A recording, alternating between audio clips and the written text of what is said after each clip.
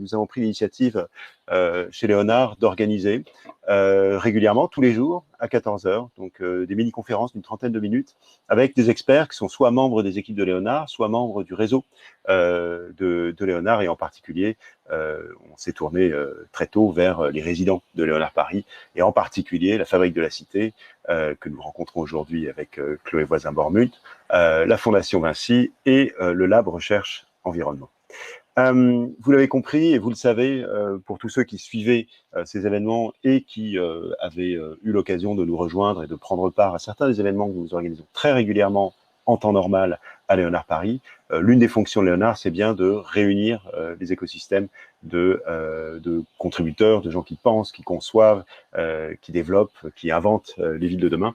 Et nous avons souhaité continuer, grâce à ces conférences, donc, de réunir cette communauté et de provoquer ces réflexions, des réflexions qui vont porter quelquefois sur la crise sanitaire et ses répercussions sur le futur des villes et de leur métier, mais aussi, nous en gardons toute liberté d'évoquer d'autres sujets bien plus largement. Alors aujourd'hui, on évoque un sujet qui est, lui, en ligne directe ou en relation directe, ou qui résonne avec l'actualité. C'est celui de la résilience urbaine, un concept qui est beaucoup usité en urbanisme, mais aussi chez les constructeurs, au moment, par exemple, de concevoir des bâtiments qui seraient résistants et adaptatifs au changement climatique, pour ne donner que cet exemple. Donc, ce concept de résilience urbaine mis au défi aujourd'hui de la crise sanitaire. Pour en parler, nous avons demandé à Chloé Voisin-Bormuth, qui est directrice de publication de la Fabrique de la Cité, d'être avec nous aujourd'hui. Chloé a notamment produit un rapport de la Fabrique de la Cité, dont je vous partagerai le lien sur le chat dans un instant, qui porte précisément sur ce concept de résilience urbaine, un rapport qui a été publié assez récemment, puisque c'était en octobre 2018. Et rappelons-le, cette résilience, ce concept de résilience illustre une capacité donc d'encaisser les chocs, de s'adapter et de retrouver un point d'équilibre. Un dernier mot sur la Fabrique de la Cité, qui, pour ceux qui ont suivi la conférence de Marie Baléo sur Toronto et cette Google City en devenir la semaine dernière, ceux d'entre vous donc la connaissent déjà. Fabrique de la Cité, c'est un think tank qui est dédié à la prospective et à l'innovation urbaine, qui anime un grand réseau donc international et interdisciplinaire d'experts et produit donc très régulièrement de grandes études sur les questions urbaines et le plus souvent dans une approche internationale et comparative. Voilà.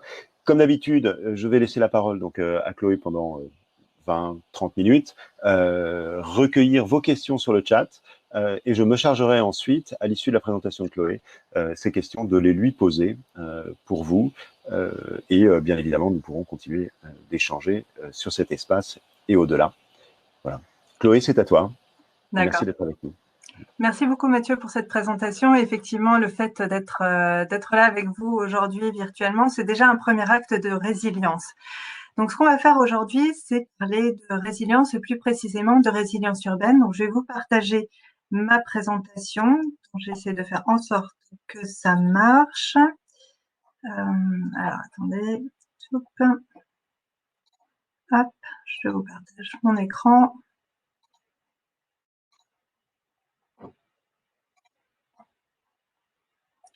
Hop. Hop.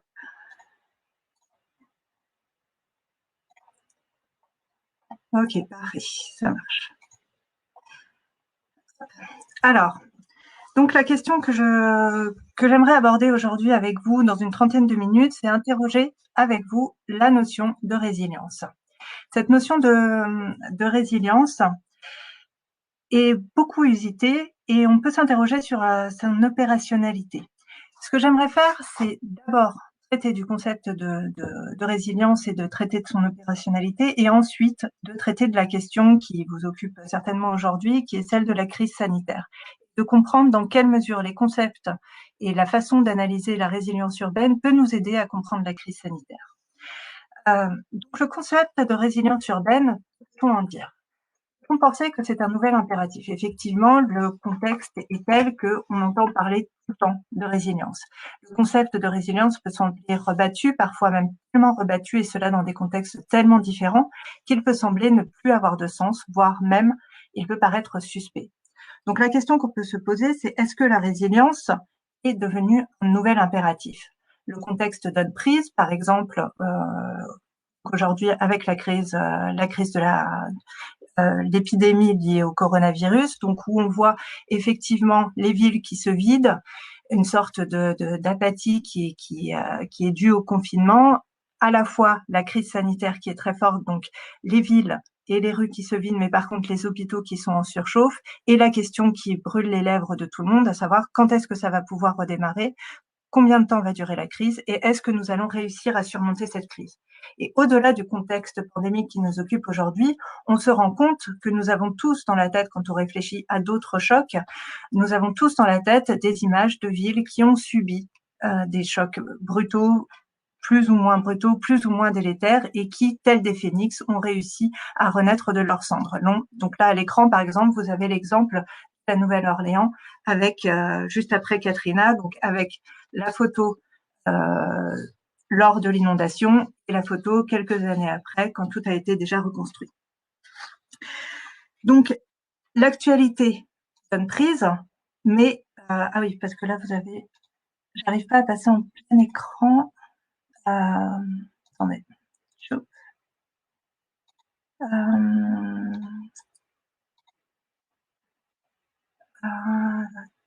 Et passer en plein écran. Hop. Est-ce que là c'est mieux? Vous avez le plein écran? Parfait. Ok. Donc je continue. Par contre, désolée de ce petit problème technique. On va y arriver. Maintenant, arrivons à cette définition de la résilience pour comprendre comment ça fonctionne. Donc la résilience, il faut revenir à une définition qui existe, qui est la suivante. Une définition générique assez banale, qui est la capacité d'un objet, d'une personne, d'un système à résister et à s'adapter à un choc pour revenir à l'état initial.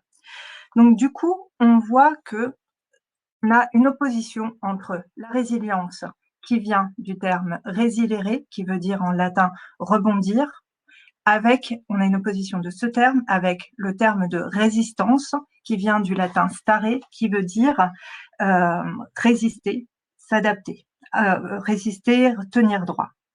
Donc, on a cette opposition entre les deux. Et finalement, on voit qu'on retrouve avec le concept de résilience la fameuse fable du chêne et du roseau. Donc, on a la résilience qui est naturellement le roseau, donc qui est dynamique, qui bouge, qui s'adapte, tandis qu'on a la résistance qui est le chêne, qui est statique. La première, donc, la résilience, qui est dynamique, accepte la perte et le changement qui est conséquent à l'adaptation.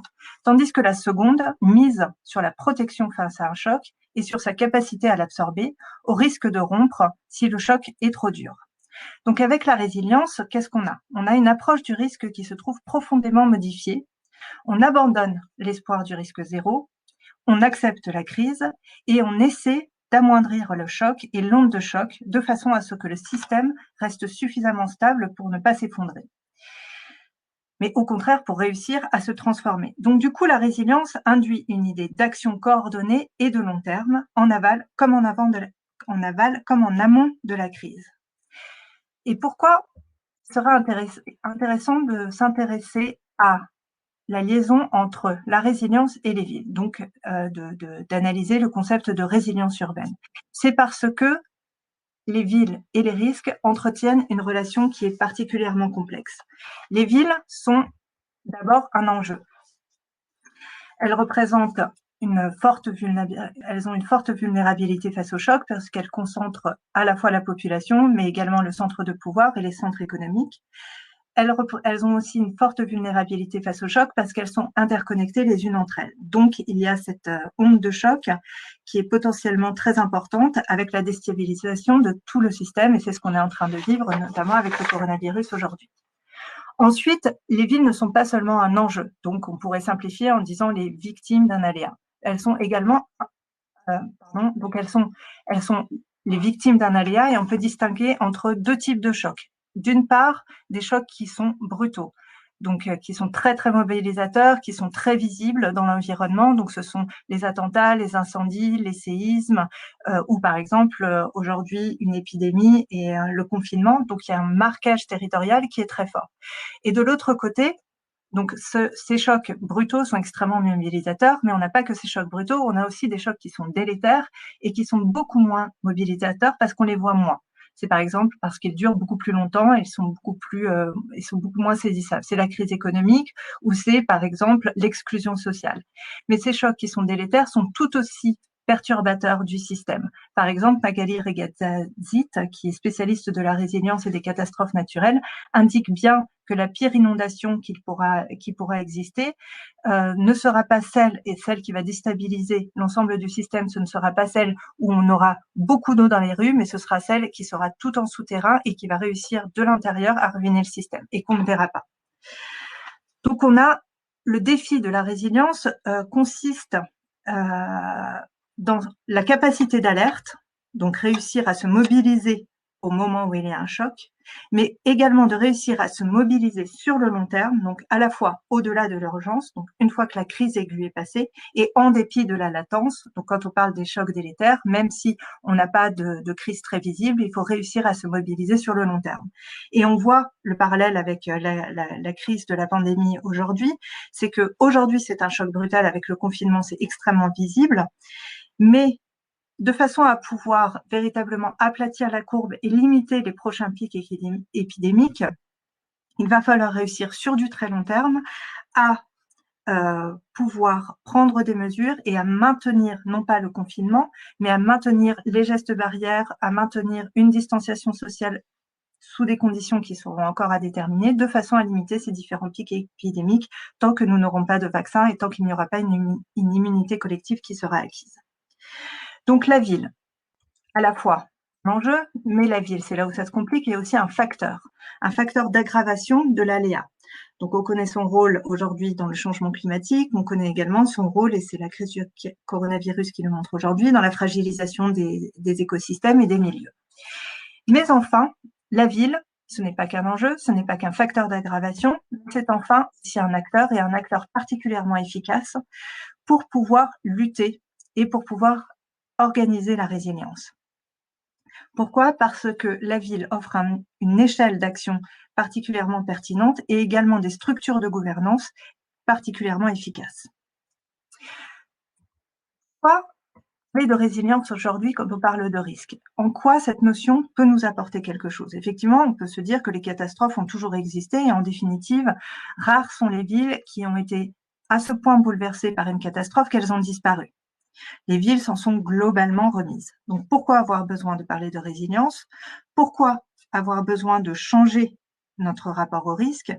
Et finalement, comment est-ce que la résilience, donc ce concept, va pouvoir nous y aider?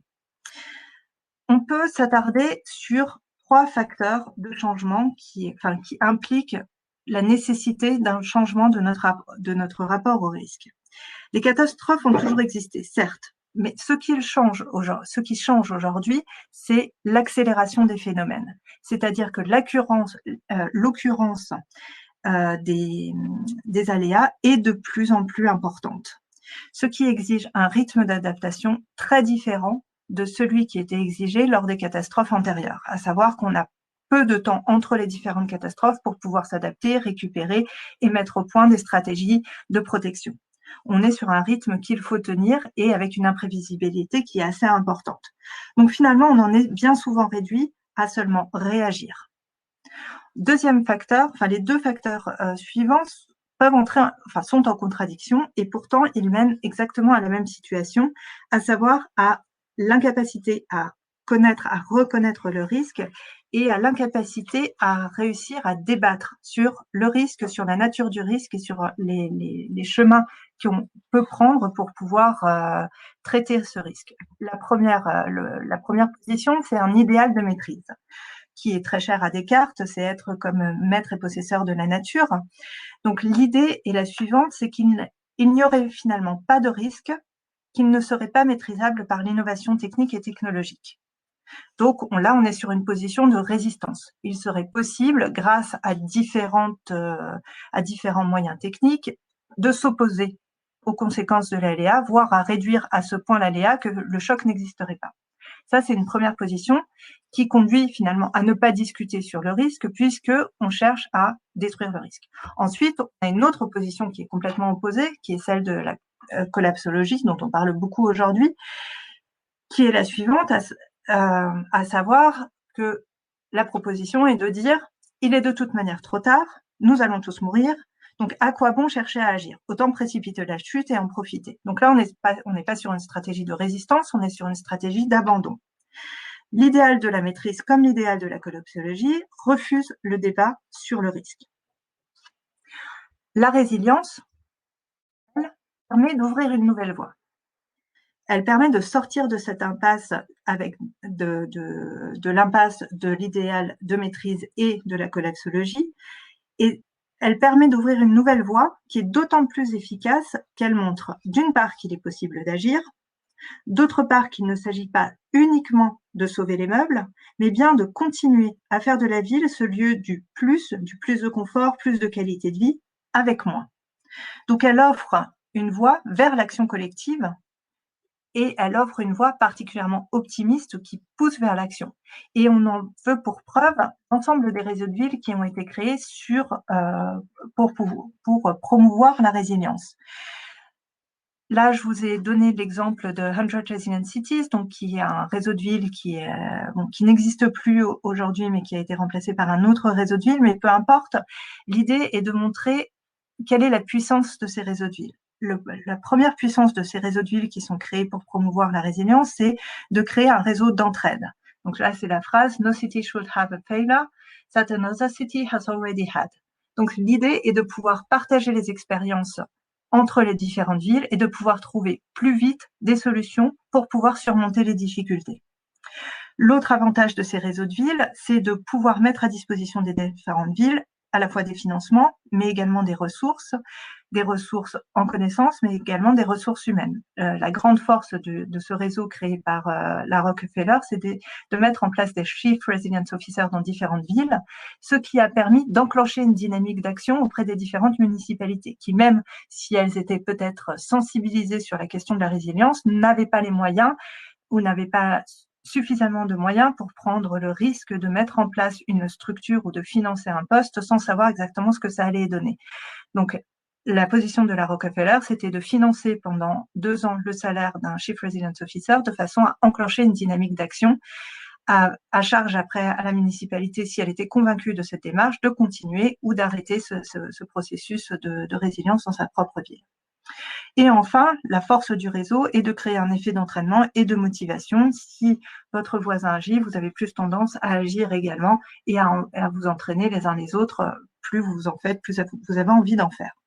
Donc finalement, la résilience permet de sortir de l'impasse de l'idéal de maîtrise en sortant de l'ambition du risque zéro.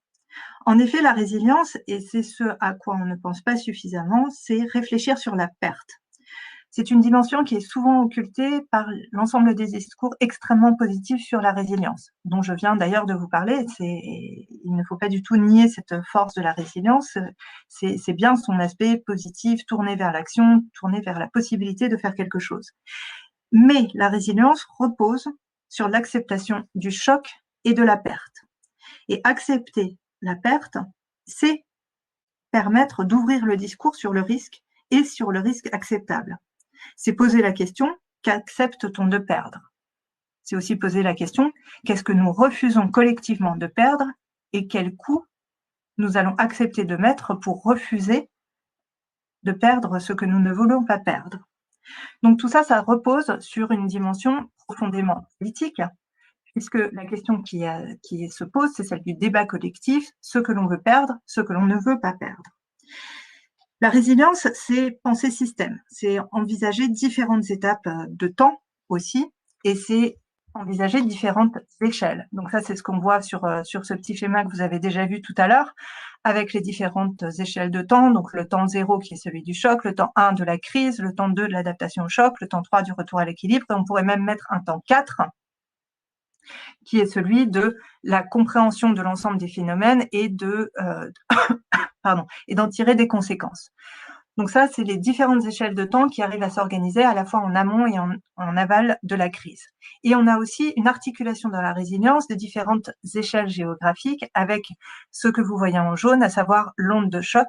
Donc, de voir qu'un système et le choc qui atteint un système n'atteint pas que ce système, mais va atteindre différents systèmes qui sont interconnectés. Donc, la très grande force de la résilience, c'est de réussir à penser l'ensemble de ce système. On pourrait penser que finalement, la résilience est un concept miracle. On a commencé cette intervention en s'interrogeant sur l'opérationnalité ou finalement, est-ce que la résilience n'était pas un concept valise? On en arrive avec cette présentation à se dire que la résilience est peut-être un concept miracle qu'il faut embrasser avec euphorie. Malheureusement non, car on oublie trop souvent d'interroger les présupposés qui sous-tendent la notion de résilience et qui sont très importants. Le premier, c'est qui dit le choc? C'est-à-dire, on va poser la question, qui a la maîtrise du discours? Qui définit que ce qui est en train d'arriver est un choc ou n'en est pas un? On peut comprendre cette question assez aisément quand on la transpose à l'échelle individuelle. Qui n'a pas entendu dire face à un événement qui, par exemple, vous a blessé, ah, bah, écoute, c'est quand même pas si grave, ce n'est rien, tu n'as pas à souffrir, je ne comprends pas, puis tu n'as qu'à, le fameux tu n'as qu'à. Donc ça, on le comprend bien, qu'il y a une parole qui reconnaît ou qui ne reconnaît pas un choc, une douleur individuelle. C'est exactement la même chose pour les systèmes collectifs. On peut le comprendre avec le cas d'école de la Nouvelle-Orléans et de l'ouragan Katrina qui a détruit très fortement la Nouvelle-Orléans.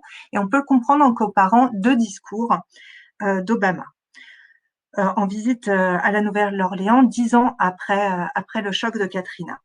Obama, dans un premier discours, met en avant le redressement possible quand plusieurs personnes de bonne volonté s'unissent face à l'adversité pour pouvoir construire un avenir meilleur. Donc là, on est vraiment sur le discours de la résilience, très positif. On a réussi à surmonter collectivement le choc et on arrive à un nouveau point d'équilibre qui nous a permis de progresser.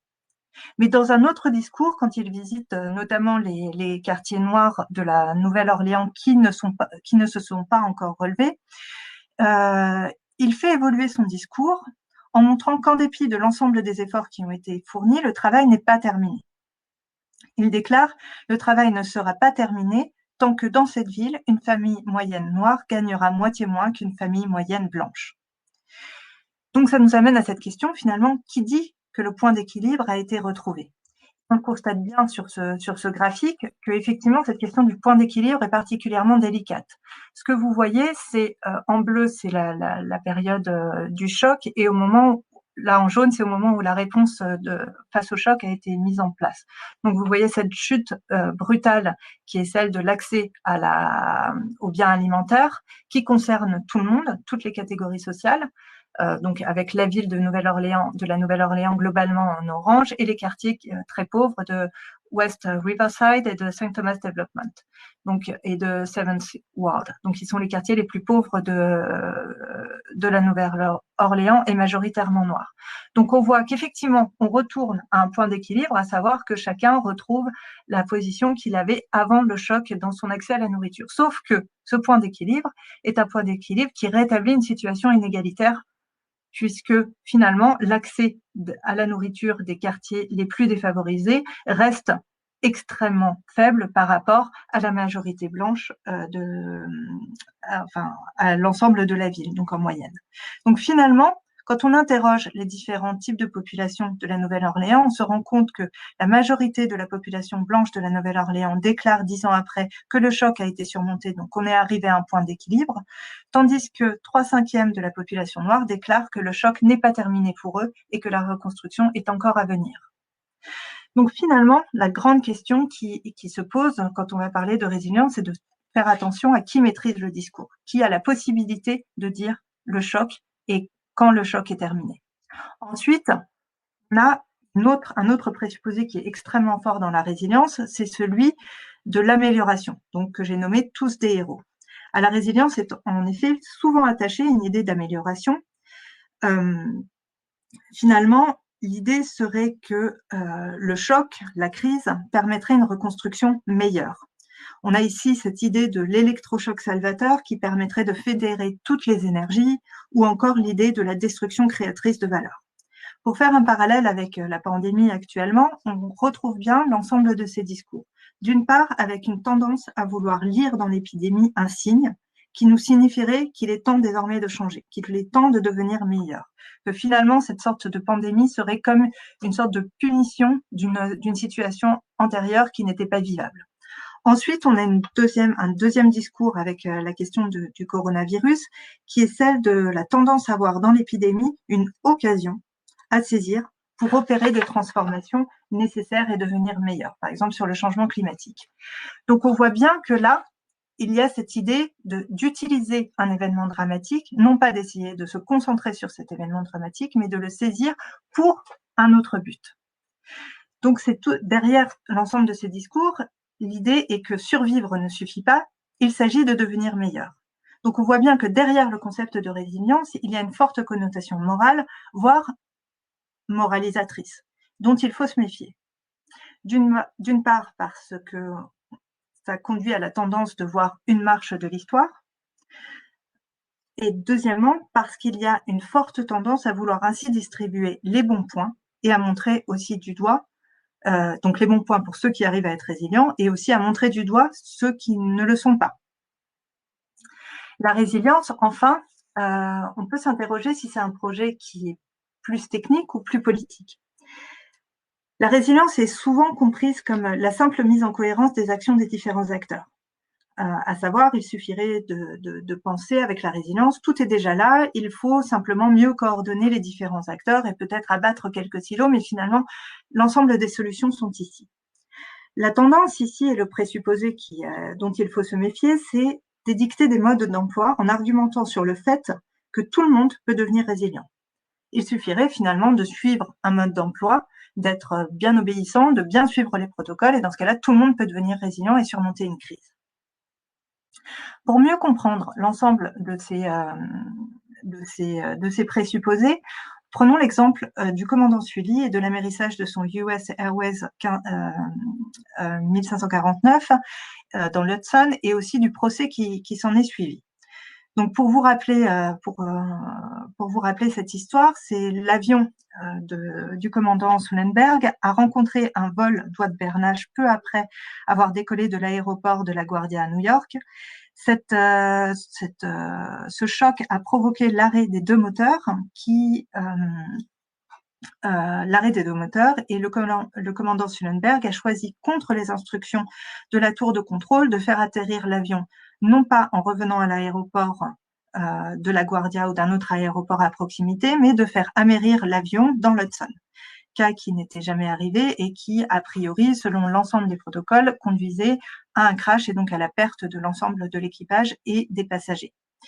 Ce faisant, il a cependant sauvé l'ensemble des passagers et de l'équipage. Cependant, pas l'avion. D'où le procès, puisque les simulations qui ont été faites suite à cet amérissage de l'Hudson par la compagnie aérienne ont montré qu'il aurait fallu poser l'avion à l'aéroport et qu'ainsi on aurait pu sauver et les passagers et l'avion. Donc il aurait suffi de suivre les protocoles et les instructions pour pouvoir sauver tout le monde. Que nous apprend cet exemple? Il nous apprend d'une part que la résilience est engagée dans les situations inédites, où les protocoles existants ne sont d'aucune utilité parce que la situation est rencontrée pour la première fois. Ici, dans le cas du commandant Sullenberg, le risque aviaire était bien connu, donc il y avait un protocole qui était déterminé pour le risque aviaire, mais par contre, la conjonction entre risque aviaire, basse altitude et les deux moteurs arrêtés n'existait pas. Donc le seul ressort qui existait pour le commandant Sullenberg et son équipage était de faire face à une situation inédite et donc de prendre une décision extrêmement rapidement dans un contexte d'incertitude complet. Ce que nous montre également cet exemple, c'est que en cas de très forte incertitude et de défaillance des processus techniques, ce sur quoi on peut compter, c'est sur le facteur humain. Le facteur humain est central, puisque ici, ce qui a contribué à la réussite de l'amérissage, c'est d'une part une communication sans faille entre le pilote et son copilote, une réaction de l'équipage particulièrement efficace qui n'a pas paniqué, qui n'a pas remis en doute les différentes actions, et enfin, la mobilisation de l'ensemble des acteurs à terre pour pouvoir mener à bien le sauvetage. Donc, on a une articulation entre une prise de décision individuelle et une prise de décision collective. Donc, pour pouvoir mettre en œuvre une stratégie de résilience, il faut que chaque acteur puisse devenir acteur de sa propre sécurité et de celle des autres. Cela conduit à devoir développer une culture du risque et à penser ensemble à la fois les systèmes techniques et les facteurs humains, les systèmes collectifs et les décisions individuelles. Et enfin, ce que montre ce dernier exemple, c'est la question des capacités. Pourquoi, enfin, qu'est-ce que c'est que la capacité? La capacité, c'est une notion qui a été développée par Amartya Sen, qui a été prix Nobel de l'économie et qui a montré qu'en définitive, la capacité à faire face n'est rien si on ne prend pas en considération le contexte. C'est-à-dire, par exemple, la possibilité, enfin, avoir des ressources autres, avoir des ressources familiales, avoir des ressources sociales qui vous permettent d'activer la capacité à faire face. Dans ce cas présent avec le commandant Sullenberg, la capacité, c'était justement l'appui de son copilote, l'appui de l'équipage et l'appui des ressources à terre qui ont permis collectivement de faire en sorte que cette capacité à faire face, donc cette force exceptionnelle du commandant Sullenberg de prendre une décision dans un contexte inédit, a été appuyée par l'ensemble des acteurs qui étaient autour de lui. Donc finalement, la capacité articule une capacité individuelle et un contexte collectif qui permet ou ne permet pas aux individus d'activer cette capacité individuelle à faire face. Donc on comprend par là que finalement, essayer de distribuer des bons points à certains et de ne pas en distribuer à d'autres en naturalisant finalement la capacité de résilience, en disant c'est en vous ou ce n'est pas en vous, de même que de compter uniquement sur des protocoles et sur des modes d'emploi, ce ne sont pas des démarches de résilience. La démarche de résilience, c'est une démarche qui est beaucoup plus complexe et qui va articuler ces différentes dimensions. Pour pouvoir maintenant comprendre l'opérationnalité du concept et arriver sur la crise sanitaire, j'aimerais vous donner deux exemples extrêmement rapides, celui de Hambourg et celui de Pittsburgh, pour comprendre à l'échelle des villes qu'est-ce que ça va faire finalement ce concept de résilience et en quoi ça va transformer les différentes politiques publiques. D'une part, la question très rapidement de Pittsburgh. La ville de Pittsburgh a connu une crise économique extrêmement importante, donc Pittsburgh qui est située dans la Rust Belt aux États-Unis, donc crise économique liée à la crise de la sidérurgie notamment. Donc beaucoup de pertes d'emplois, une décroissance urbaine extrêmement importante et un manque d'investissement dans l'ensemble des infrastructures. Voilà à peu près le tableau de Pittsburgh. Le maire de Pittsburgh a décidé de mettre en place, donc Bill Peduto a décidé de mettre en place une stratégie de résilience, une stratégie holistique qui permettrait d'embarquer tout le monde. Le motto de la stratégie de résilience de Bill Peduto, c'est de dire « If it's not for all, it's not for us ». Donc si ce n'est pas pour tout le monde, ce n'est pas pour nous.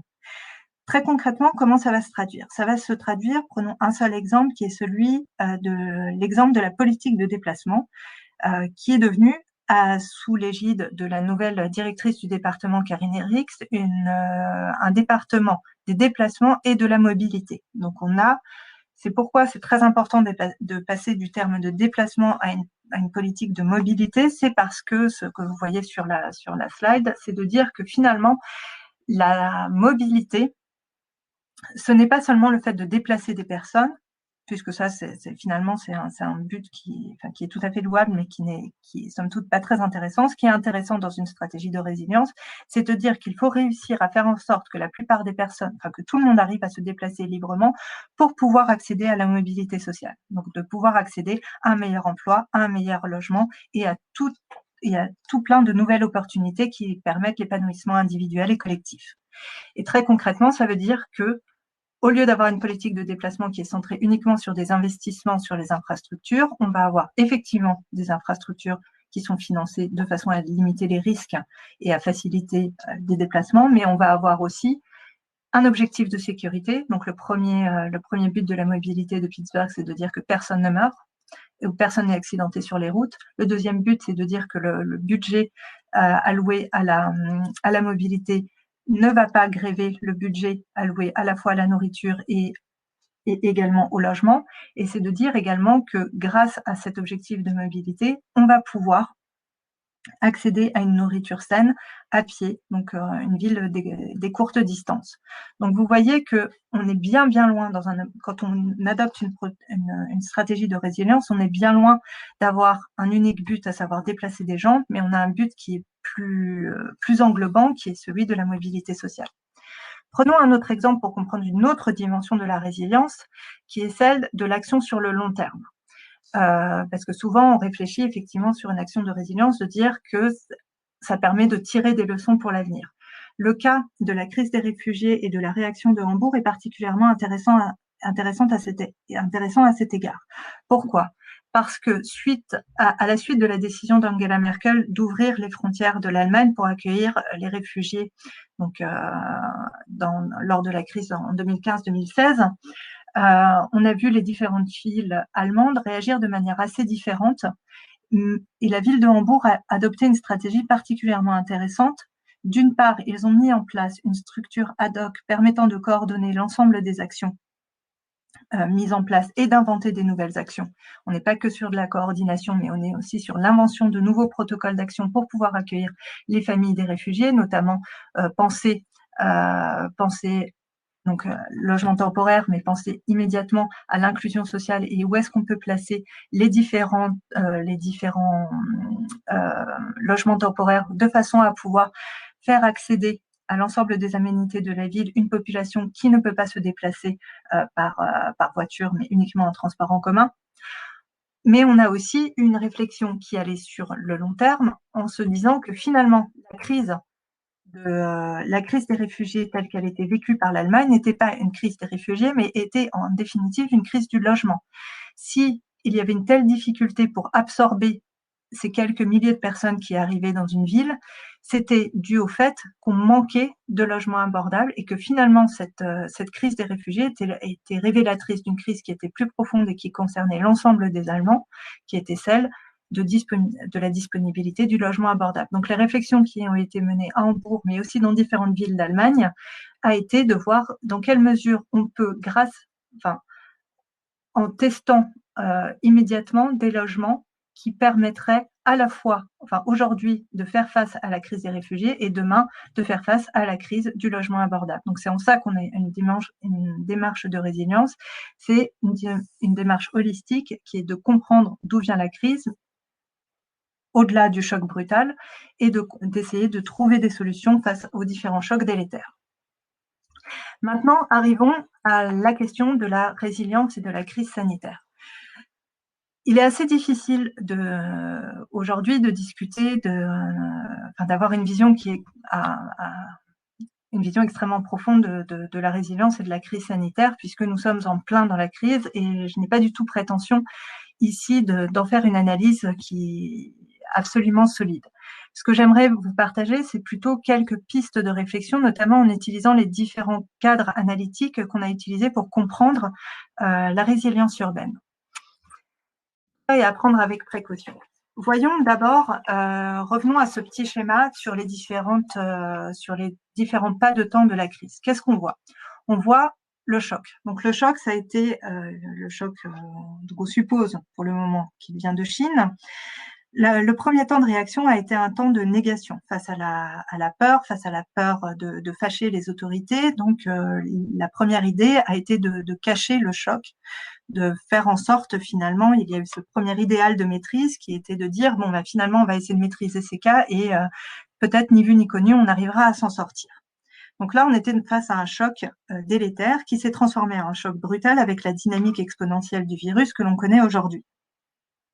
La réaction, donc là on arrive on dépasse le temps 0, on arrive sur le temps 1 et plutôt maintenant le temps 2, à savoir la réaction qui est caractérisée par la capacité de mettre à profit à la fois une rapidité d'action, une clarté de décision, à savoir le confinement, la quarantaine, extrêmement brutale. Donc le fait de confiner d'abord la ville de Wuhan, donc ça c'était relativement inconnu, et ensuite tout le Hubei, donc qui était une décision encore plus inconnue et qui a sidéré le monde entier. Mais qu'est-ce qui est en train de se passer? Donc à la fois une rapidité de décision une fois que la première phase de sidération est passée, la clarté de la décision et du discours, et ensuite on peut constater également, dans une stratégie de résilience, l'appui, enfin la mise à profit des expériences tirées des anciennes épidémies, notamment de la grippe H5N1,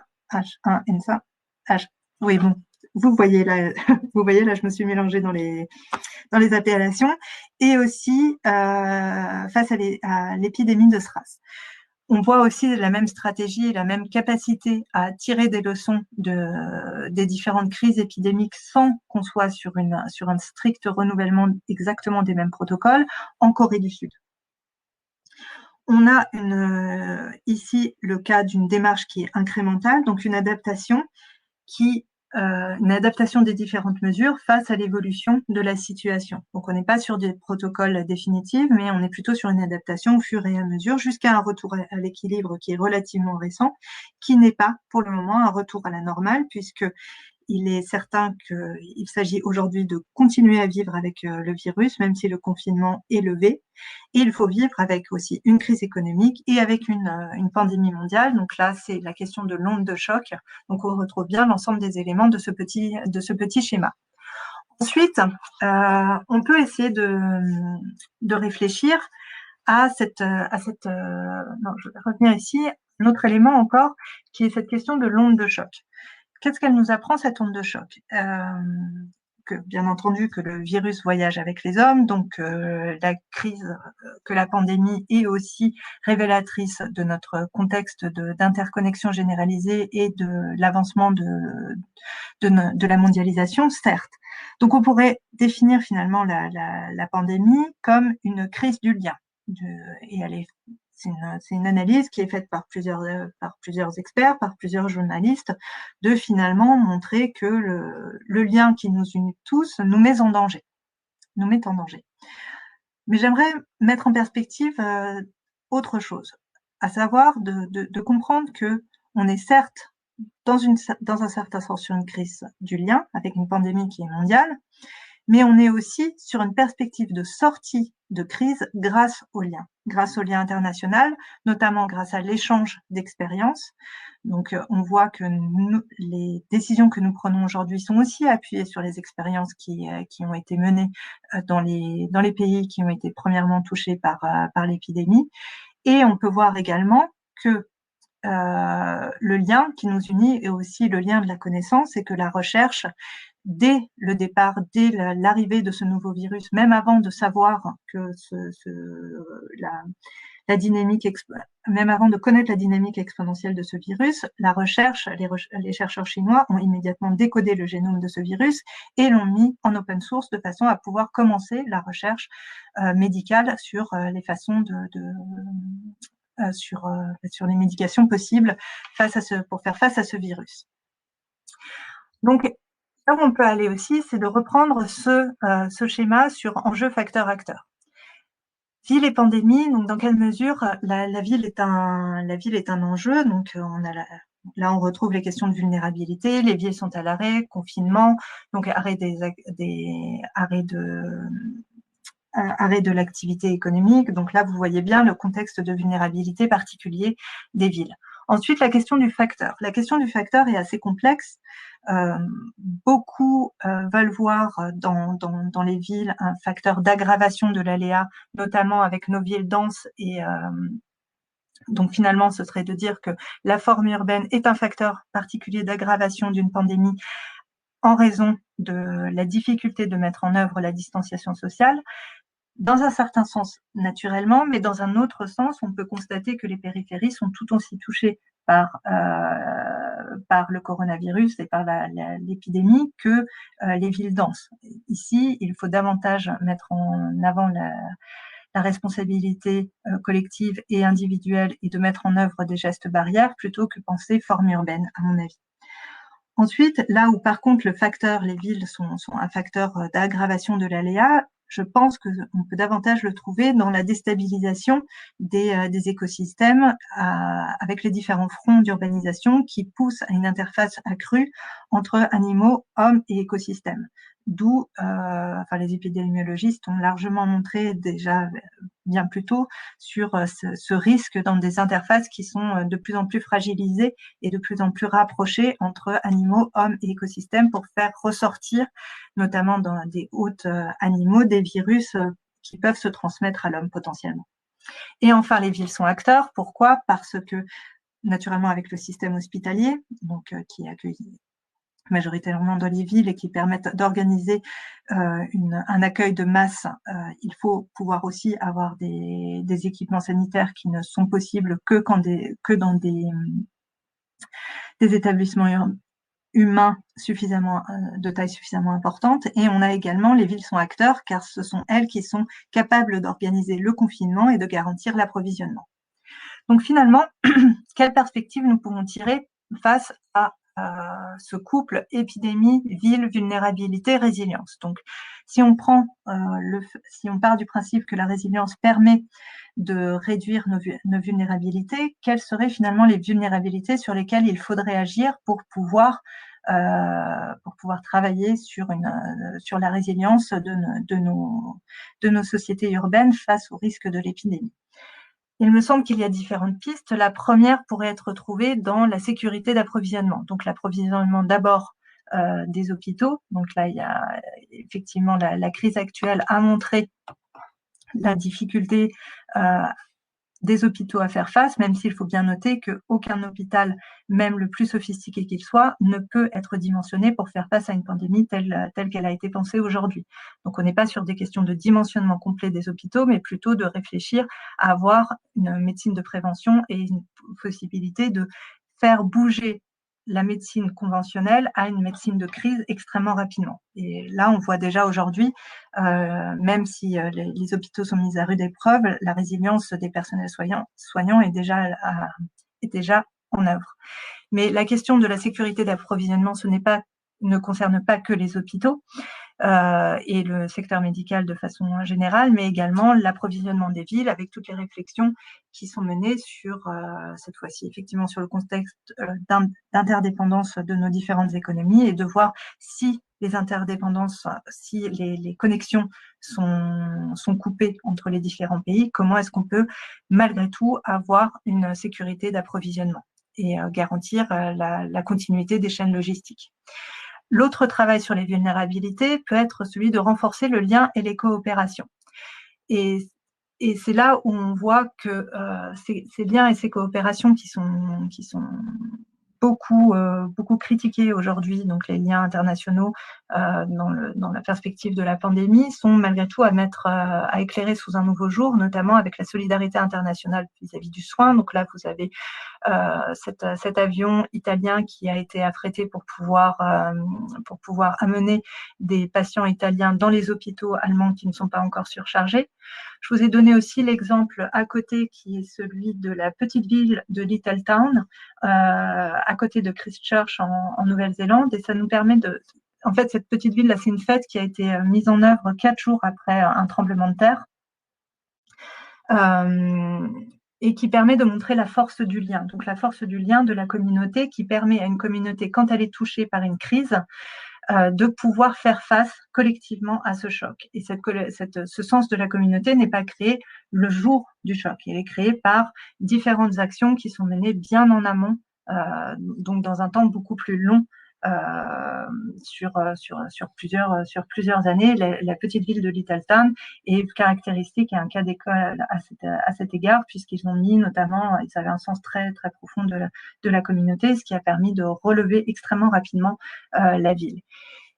La question du lien tient aussi à la question de la confiance. Et là, je vous ai mis deux cas de 2 villes américaines qui ont agi de façon très différente face à l'épidémie de grippe espagnole en 1918. D'un côté, la ville de Philadelphie qui n'a pas misé sur une stratégie de confiance entre les gouvernants et la population, qui a caché l'épidémie et qui a organisé différentes parades. Donc, on a eu un taux de mortalité extrêmement important dans la ville de Philadelphie.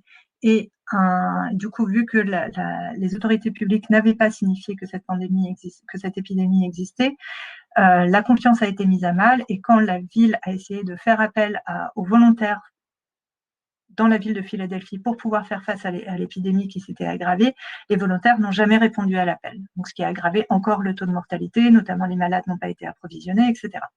De l'autre côté, on a l'exemple, donc à la même époque, de San Francisco, qui au contraire a misé sur une stratégie de confiance, un discours extrêmement clair, avec ces affiches qui étaient affichées partout à San Francisco, Wear a mask and save your life.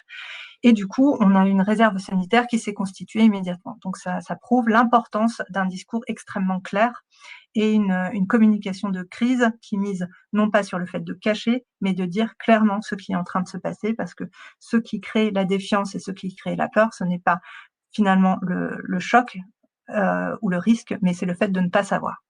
Et pour terminer, donc la dernière slide, les deux autres facteurs sur lesquels on peut travailler, c'est de miser sur la connaissance, donc à la fois la connaissance et la connaissance de l'ensemble de la communauté sur qu'est-ce que c'est que ce virus et comment est-ce qu'on peut agir avec une communication claire, donc là par exemple sur les gestes barrières, mais également la connaissance est misée sur la recherche, notamment pour tout ce qui est épidémie, donc investir face à un choc délétère qu'on ne connaît pas encore, investir dans la recherche, donc la recherche fondamentale et la recherche appliquée, même si pour le moment il n'y a rien. Et enfin, la dernière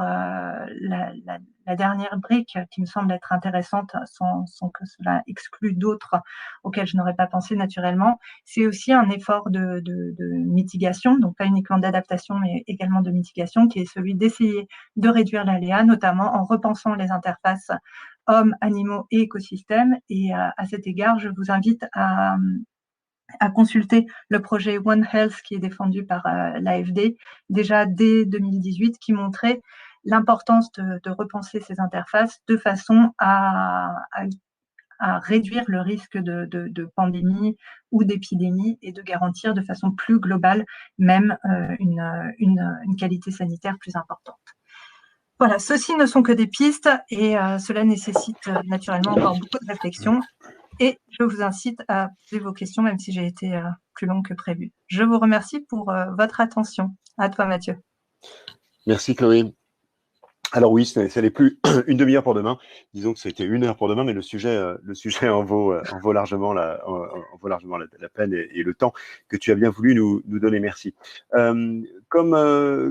Juste avant de me faire le relais des questions qui ont été posées sur le chat, un rappel, la première des conférences que nous avons organisées la semaine dernière, à cette occasion, nous avions demandé à Elisabeth Grodhomme de réfléchir et de nous expliquer comment l'exercice de la prospective pouvait aider finalement à penser ou à préparer l'imprévisible, pour ainsi dire. Et je trouve que sa présentation s'articule parfaitement avec la tienne, dans la mesure où effectivement la question de la résilience vient, j'allais dire, juste après l'imprévisible, ou en tout cas c'est en parallèle. Oui. Merci donc, et je renverrai par un lien donc à l'enregistrement de cette conférence pour ceux qui n'ont pas pu y assister. Alors, parmi les questions ou les remarques, la première dont je vais me faire l'écho, c'est plus une remise un peu comment dirais-je, une précision, une demande de précision. Tu nous as présenté le regard collapsologique comme, disons, un regard un peu, peut-être un peu résigné face à, disons, la crise, son impact et sa gravité, en nous disant, de toute manière, c'est un peu trop tard, on ne peut pas lutter contre. Ce que Hugo nous demande, c'est est-ce que la collapsologie s'oppose réellement, finalement, à la résilience, dans la mesure où il étudie, elle aussi, les mécanismes de crise et les solutions à mettre en œuvre. Non, je dirais pas que ça s'oppose complètement. Là où il y a plutôt une opposition, c'est plutôt de réfléchir à la question du risque acceptable. C'est vraiment là où il y a d'un côté dans la collapsologie finalement le risque n'est pas débattu, il est accepté en tant que tel. Finalement, c'est une sorte on accepte une trajectoire.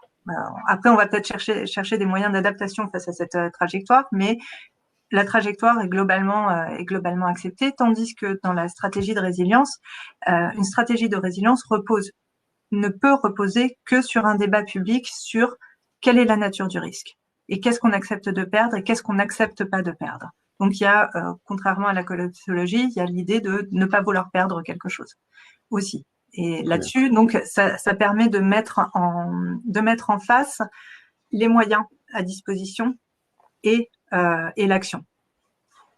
Merci. Une intervention de, pardon, de Diki Iki, qui, après avoir rappelé qu'une des différences entre la gestion du risque et la résilience est d'accepter de ne pas forcément revenir à l'état initial. Donc, c'est le bouncing forward contre le bouncing back.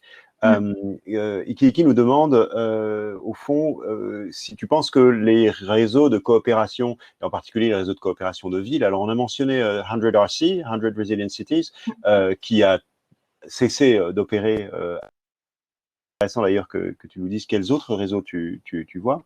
Mais est-ce que ces réseaux de coopération sont au fond les plus adaptés pour tendre vers un état plus, disons, soucieux et qui de notre bien-être, en particulier dans le contexte de la crise? Peut-être rappeler ce que font finalement ces réseaux déjà. Bah, ces réseaux de villes sont, après, il y en a différents qui ont différents types d'actions. Celui qui a été le plus poussé, c'est celui que j'avais évoqué, le 100 Resilient Cities. Maintenant, il y a deux autres réseaux qui sont en train d'être créés à la suite de ce réseau qui a été terminé par la Rockefeller, qui a préféré investir sur d'autres champs d'action de façon plus massive. Donc, la Rockefeller n'a pas complètement arrêté de travailler sur la question de la résilience, mais a mis en place un réseau qui est plus petit, avec des moyens qui sont vraiment plus petits et qui cherche davantage à faire du conseil auprès des différentes collectivités, donc davantage de servir d'appui. Tandis que le premier réseau 100 Resilient Cities fonctionnait sur le fait de financer des postes qui dans les municipalités qui en faisaient la demande et qui posaient candidature avec une stratégie de résilience qui était bien pensée. Donc l'idée était de fournir à ces collectivités à la fois un Chief Resilience Officer qui est financé, donc qui permet de mettre en œuvre la stratégie qui a été proposée, mais c'était d'offrir également un réseau qui permet d'échanger entre villes. Et c'est là où ça me semble particulièrement puissant, ces réseaux de villes, c'est que dans les stratégies de résilience, vu qu'on est face à de l'inédit, on peut quand même penser que l'inédit, oui, mais d'autres villes ont quand même vécu quelque chose qui n'est pas exactement la même chose, mais qui présente quelques similitudes. Et donc, du coup, on peut s'appuyer sur l'expérience des autres et se nourrir les uns les autres. Et ensuite, cet effet d'entraînement est particulièrement motivant. C'est très difficile dans des contextes de crise d'être seul et de devoir inventer seul et de devoir se motiver, puisque la résilience et l'articulation entre un temps court, faire face au choc, et un temps long qui est gérer un choc délétère qui fait généralement suite au choc brutal, pour pouvoir avoir cette continuité de l'action sur le temps long, le fait d'avoir des réseaux de villes et de pouvoir se motiver les uns les autres est extrêmement important. Merci. Une autre question, alors cette fois-ci qui pointe vers la question du changement climatique, qui est évidemment un des grands domaines d'application et de débat, donc à la fois d'ailleurs de la prospective dont on a parlé la semaine dernière, mais aussi et surtout de ces stratégies de résilience. Donc Antoine nous demande comment finalement appréhender la résilience urbaine face à l'enjeu de changement climatique, ou peut-être plus exactement comment la résilience urbaine peut nous aider effectivement à le penser et à s'adapter.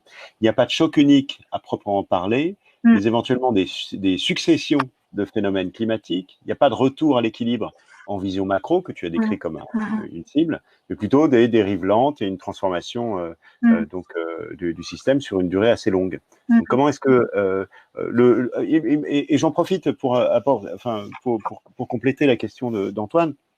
100 Resilient Cities et ce réseau de villes a largement travaillé également sur la question de la résilience climatique, qui était un des principaux terrains d'application, pourrait-on dire, de ce concept-là. Et la question que je me pose, c'est est-ce que les leçons apprises dans l'examen finalement de cette question du changement climatique sont transposables à d'autres crises? Donc, retour sur la façon dont on peut utiliser la résilience pour lutter contre, pour s'adapter au changement climatique plutôt. Oui, puisque, enfin, de toute manière, on peut appliquer la résilience à différents types de chocs, puisque c'est une démarche et c'est pas vraiment un ensemble de solutions qui pourraient être déployées. Donc, dans quelle mesure on peut utiliser la résilience pour pouvoir faire face au changement climatique? C'est moi ce qui me semble être particulièrement intéressant dans cette démarche de résilience, c'est la perspective holistique, à savoir de remarquer que finalement, ce n'est pas on va pouvoir avoir des brins de solutions dans différents secteurs, donc par exemple à la fois dans l'agriculture, dans la construction, dans la question de la gestion des réseaux, dans la question des processus constructifs, dans la question de l'économie circulaire. Donc on va avoir différents types de solutions qu'on connaît déjà plus ou moins. Après qu'il faut continuer à éprouver, etc. Mais la démarche de résilience va être intéressante dans la mesure où elle va permettre une articulation entre ces différents champs et de voir finalement, comme dans le cas de Pittsburgh, quel est le but final qui est visé. Est-ce que le but final, c'est uniquement donc avoir une construction qui est plus durable, ou est-ce que on va être sur un objectif beaucoup plus englobant, et notamment, donc par exemple comme dans le cas de Pittsburgh qui me semble particulièrement intéressant, qui va être on fait face au changement climatique pour avoir aussi une inclusion sociale qui est beaucoup plus importante. Et là, la démarche de résilience a toute sa valeur. Je ne sais pas si ça répond à la question.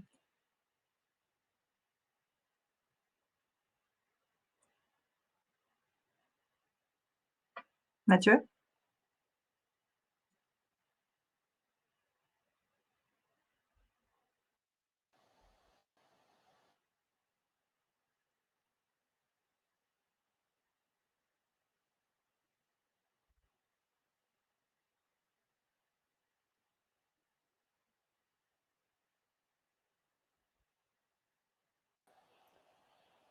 Oui, excuse-moi, a planté de mon côté. Donc voilà, je t'avais perdu. Je n'ai pas entendu tes derniers propos. C'est pas grave. On est prêt à passer à une question suivante. Bien. Non, Sandra posait une autre question et nous demandait si, puisque la résilience est l'acceptation d'une perte, est-ce que tu vois un débat s'ouvrir ou les moyens finalement d'ouvrir un débat sur ce qu'on accepterait de perdre, dans le cas en particulier donc de la pandémie et de la crise sanitaire actuelle. Là, je pense que c'est difficile de répondre. Là, pour le moment, je dirais qu'il y a une prise de décision qui a été très claire sur ce qu'on ne veut pas perdre, en tout cas dans la stratégie européenne, qui est de perdre le minimum de vie humaine. Donc là, il y a une stratégie qui a été très clairement faite, qui est plus difficile dans d'autres pays. Donc on voit par exemple le cas du Brésil, où le choix n'a pas été le choix entre économie et pertes humaines. Le choix du gouvernement porte plutôt sur la question de l'économie plutôt que sur les pertes humaines, tandis que les discours à la fois les discours italiens, les discours espagnols, français, allemands sur la question sont très clairs.